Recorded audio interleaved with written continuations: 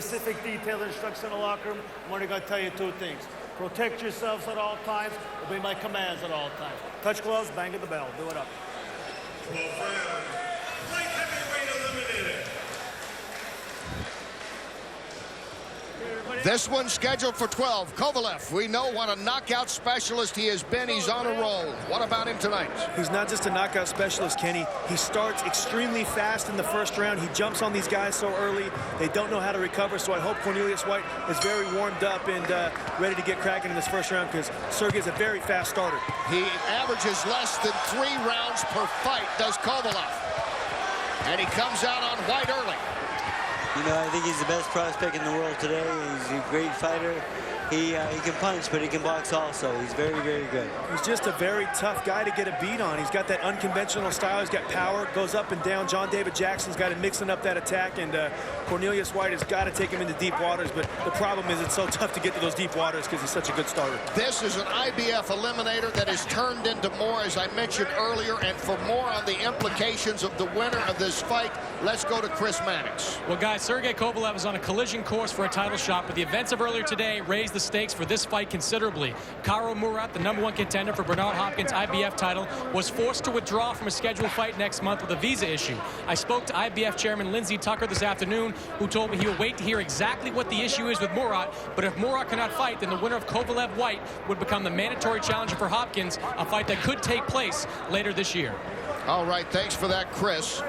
Huge opportunity here for Kovalev, and White in the biggest fight of his career. He talked about that yesterday. Yeah, you'll know me, but he didn't have much to say about his strategy in this fight. Yeah, he didn't want to get into too much detail, but, you know, it's a big opportunity for both guys. White has the same opportunity Kovalev has. Nice jab by White there.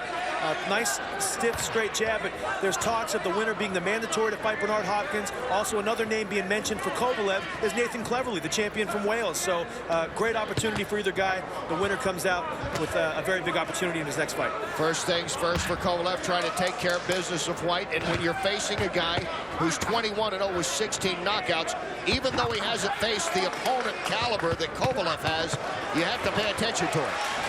He's hurt really bad. Kovalev already trying to end this in the first round.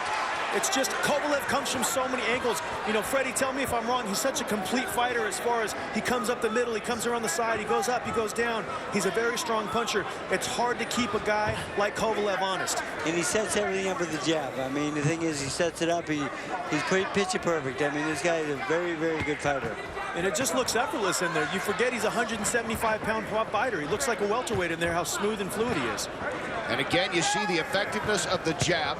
What a great puncher he is. And as John David Jackson has said, punchers are just born. You can't make them. You can work on technique, but guys with big punches like Kovalev, they just come along. And Kovalev going to work, and White is in trouble early trying to hang on. Kovalev has White off balance already in the first round.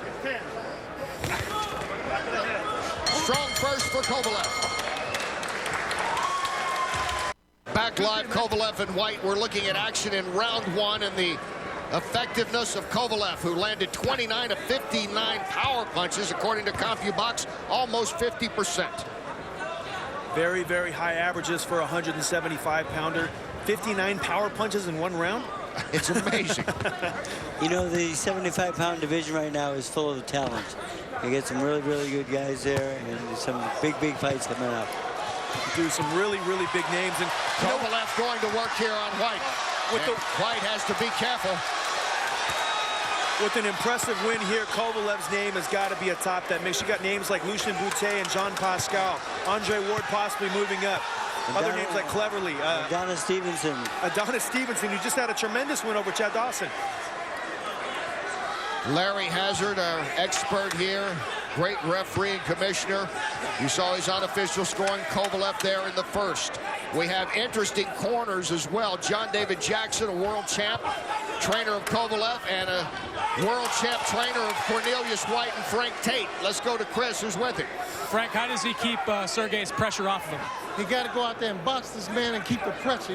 He's just standing in front of him. We don't want that. That's not how we work. We worked on pressuring this guy, bringing it to him. everybody just stand in front of him and he throw big bombs. But if you keep the pressure on him, you don't give him a chance to throw the right hand. That's what I want Cornelius to get back doing. A little bit of a cut over his eye there. That an issue for you? No, that's not a problem. It's not a problem. Come on, straight punches. Thanks, Frank. Thanks, Chris. 84 Olympic gold medalist, went on to be the IBF middleweight champ.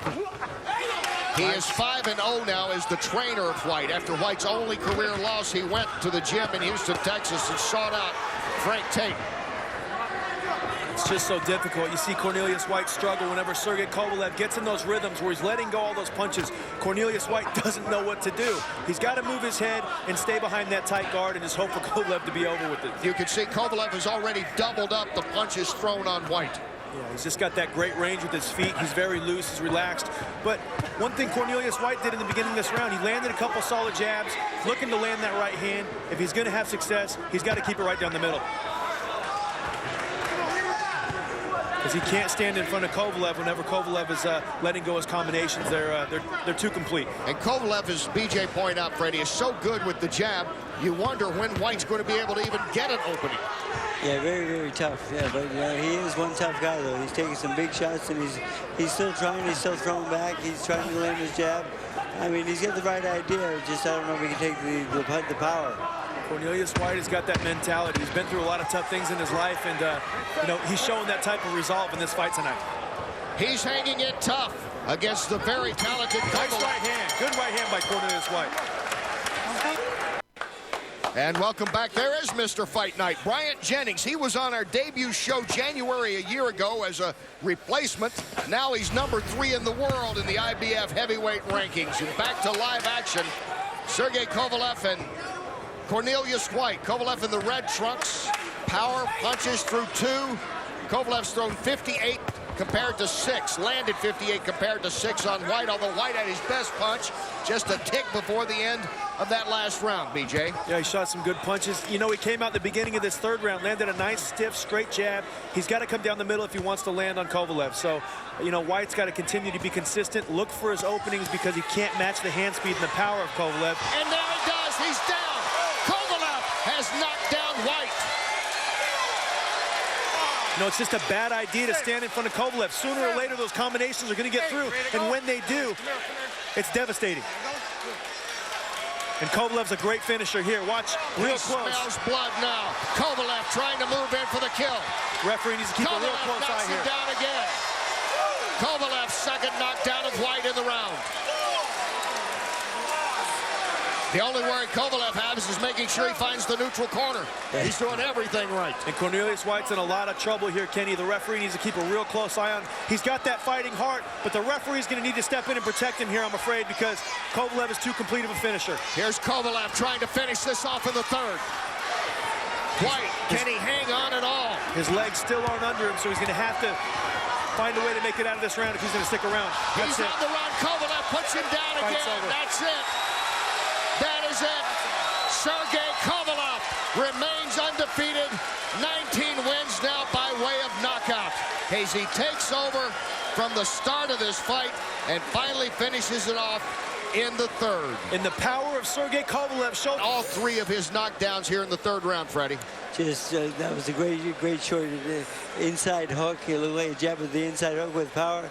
The second one working the body and made the head shot come. That's what combinations do. The body shot opens up the head shot. Again, double right hand here, triple right hand. Just looking for that distance, and the hook finally put him on his butt for the third time. He is a complete fighter. I mean. Boxing fans, the time, 1 minute and 42 seconds of round number 3. Your winner by TKO and still undefeated,